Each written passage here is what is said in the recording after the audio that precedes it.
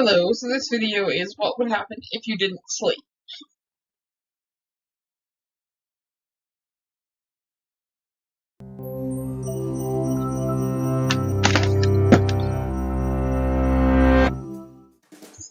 In 1965, 17-year-old high school student Randy Garner stayed awake for 264 hours.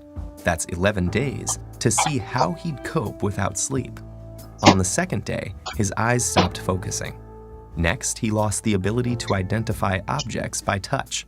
By day 3, Garner was moody and uncoordinated.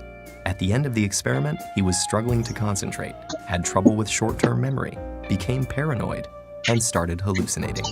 Although Garner recovered without long-term psychological or physical damage, for others, losing shut-eye can result in hormonal imbalance, illness, and in extreme cases, death. We're only beginning to understand why we sleep to begin with, but we do know it's essential. Adults need 7 to 8 hours of sleep a night, and adolescents need about 10. We grow sleepy due to signals from our body telling our brain we are tired, and signals from the environment telling us it's dark outside.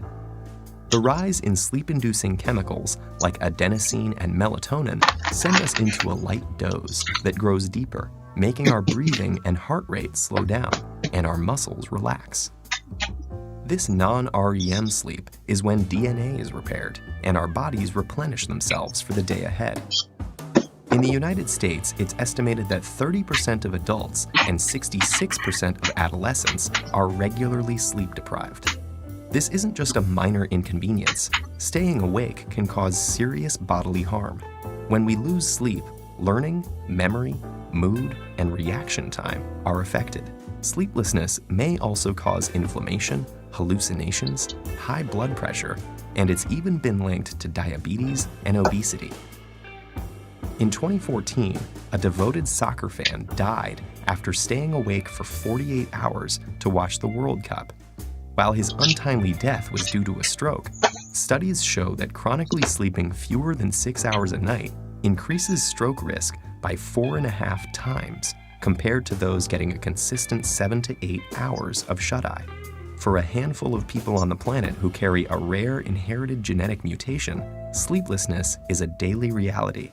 This condition, known as fatal familial insomnia, places the body in a nightmarish state of wakefulness, forbidding it from entering the sanctuary of sleep. Within months or years, this progressively worsening condition leads to dementia and death. How can sleep deprivation cause such immense suffering? Scientists think the answer lies with the accumulation of waste products in the brain. During our waking hours, our cells are busy using up our day's energy sources, which get broken down into various byproducts, including adenosine. As adenosine builds up, it increases the urge to sleep, also known as sleep pressure. In fact, caffeine works by blocking adenosine's receptor pathways. Other waste products also build up in the brain, and if they're not cleared away, they collectively overload the brain and are thought to lead to the many negative symptoms of sleep deprivation. So what's happening in our brain when we sleep to prevent this? Scientists found something called the glymphatic system, a cleanup mechanism that removes this buildup and is much more active when we're asleep. It works by using cerebrospinal fluid to flush away toxic byproducts that accumulate between cells.